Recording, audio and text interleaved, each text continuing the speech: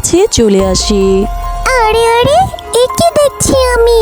আমার তো বিশ্বাসই হচ্ছে না, গরুর পিঠে আবার দরজা। এটা কিভাবে সম্ভব? যাই হোক, এত ভাবার এখন আমার সময় নেই। বাঘিনী মামি নিশ্চয়ই আমার পিছু নিয়েছে। শান্তিপুর নামে এক ছোট্ট গ্রামে মিনা তার বাবা মায়ের সঙ্গে বসবাস করত। মিনার বাবা মিচকে শিয়াল ছিলেন একজন রিক্সা চালক। সে রিক্সা চালিয়ে তাদের জীবিকা নির্বাহ করতেন। একদিন মিনার বাবা মিনা ও তার মাকে নিয়ে রিক্সা দিয়ে ঘুরতে বের হয়। হঠাৎ করে মিচকি শিয়ালের রিক্সার সাথে একটি কার অ্যাক্সিডেন্ট হয়। আর অ্যাক্সিডেন্টের সঙ্গে সঙ্গেই মিচকে শিয়াল আর তার বউ শেফা শিয়ালিনী ওইখানেই মৃত্যুবরণ করে। তাদের মেয়ে মিনা অনেক কান্নাকাটি করতে থাকে।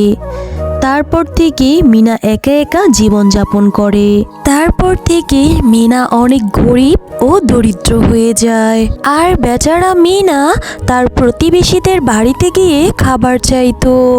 ও বাঘ মামা, আমাকে কিছু খেতে দাও না, আমি কয়দিন ধরে না খেয়ে আছি।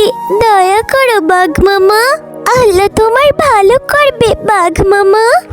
আরে আরে, সকাল সকালে ভিখারির বাচ্চাটা কোথা থেকে আসলো? এই ভিখারির বাচ্চা, এখান থেকে তুই গেলি? এক্ষুনি বলছি এখান থেকে পালা। এরপর দুষ্ট বাঘটি মিনাকে তাড়িয়ে দেয়। তারপর মিনা তার অন্য প্রতিবেশীদের বাড়িতে গিয়েও খাবার চাইলো, কিন্তু কেউ তাকে খাবার খেতে দিল না। আর কারো কাছে কাজ চাইলেও ভিখারি গরিব বলে কেউই তাকে কাজ দেয় না। এরপর মিনা কোনো রকম খেয়ে না খেয়ে জীবনযাপন করতে থাকে। আর পারছি না, গত 3 দিন ধরে কিছুই খেতে পারিনি। আমি গ্রামবাসীদের কাছে খেতে চাইলে কেউ খেতে দেয় না, আর কাজ চাইলেও কেউ কাজ দেয় না। হে সৃষ্টিকর্তা, দয়া করো আমাকে।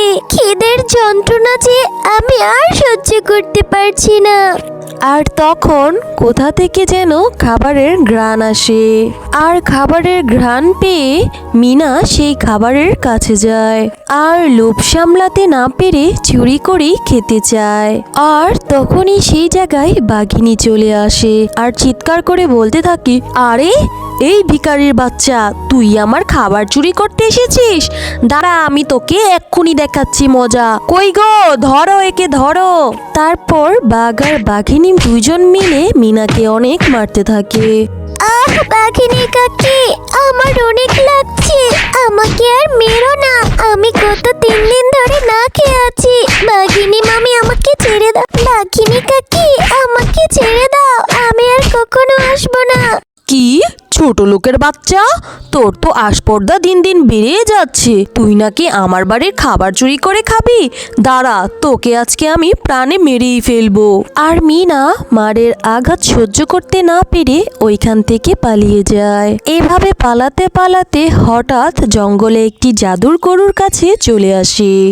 আরে আরে, এ কি দেখছি আমি? আমার তো বিশ্বাসই হচ্ছে না, গরুর পিঠে আবার দরজা। এইটা কিভাবে সম্ভব? যাই হোক, এত ভাবার এখন আমার সময় নেই। বাঘিনী মামি নিশ্চয়ই আমার পিছু নিয়েছে। আমি তাড়াতাড়ি গরুর দরজা খুলে ওইখানে লুকিয়ে পড়ি। আরে বাবারে, এত সোনা! এই ঘরের মধ্যে দেখি সোনা দানা হীরা দেখিয়ে ভরে রয়েছে। ছোট্ট মেয়ে মিনা, তোমার ব্যাপারে আমি সব জানি। তোমার সাথে গ্রামের সবাই অনেক খারাপ ব্যবহার করেছে, অনেক অন্যায় করেছে, কিন্তু তুমি এখন আর কোনো চিন্তা করো না। তুমি চাইলে এখন থেকে এই ঘরের মধ্যেই থাকতে পারো। আর এই ঘরে থাকলে তোমার সমস্ত ইচ্ছে পূরণ হবে। এই কথা শুনে মিনা অনেক খুশি হয়। তাই নাকি জাদুর গরু? এই ঘরে থাকলে আমার সকল ইচ্ছে পূরণ হবে? তাহলে তুমি আমাকে আকাশে উড়ে আমার বাড়িতে পৌঁছে দাও তো দেখি। মিনার এই কথা শুনে জাদুর গরুটি আকাশে উড়ে উড়ে তার বাড়িতে পৌঁছে যায়। আরে আরে, সত্যি সত্যি তো তুমি আমাকে আকাশে উড়িয়ে নিয়ে আসলে। আমার তো বিশ্বাসই হচ্ছে না। হে জাদুর গরু, তুমি যেহেতু আমার উপকার করলে, আমার আরেকটি উপকারও করে দাও। আমাকে অনেক অনেক সোনা দাও, আমি যেন গরিব অসহায়দের সাহায্য করতে পারি। আমাকে তো কেউ সাহায্য করেনি, কিন্তু আমি সবাইকে সাহায্য করতে চাই জাদুর গরু।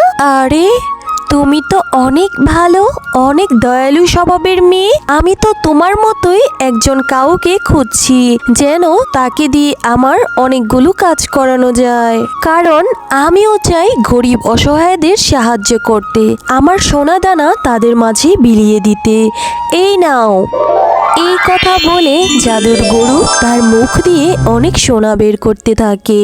যাও ছোট্ট মেয়ে, তুমি এইসব সোনা নিয়ে গরিব অসহায়দের সাহায্য করো। এরপর মিনা সমস্ত সোনা নিয়ে গরিব অসহায়দের সাহায্য করতে থাকে। এইভাবে মিনা প্রতিদিন জাদুর গরুর কাছ থেকে সোনা নিত আর গরিব অসহায়দের মাঝে বিলিয়ে দিত। কি রে ভিখারির বাচ্চা ভিখারি, তুই এত সোনা দানা কোথা থেকে নিয়ে আসলি চুরি করে? তোর মার খেয়ে মনে হয় শিক্ষা হয়নি, আরো কয়টা মার খেতে হবে। বাঘিনী কাকিমা, আমি আপনার কাছ থেকে আজ কিছু নিতে আসিনি, বরং দিতে এসেছি। আমলো যা, এই ভিখারির বাচ্চাটা নাকি আমাকে কিছু দিবে। পালা এখান থেকে, এইসব ফালতু কথা বলবি না। আমি তোমার মতো এত নিষ্ঠুর না বাঘিনী কাকিমা। আমি যখন তোমার কাছে সাহায্যের জন্য এসেছিলাম, তুমি তো সাহায্য করোইনি, বরং বকাবাজ্য করে তাড়িয়ে দিয়েছিলে। তোমাদের এত টাকা পয়সা থাকা সত্ত্বেও আমার মতো এতিম গরিবকে তোমরা মেরেছো। এত কিছুর পরেও আমি তোমাদের সাহায্য করতে এসেছি। কেন জানো?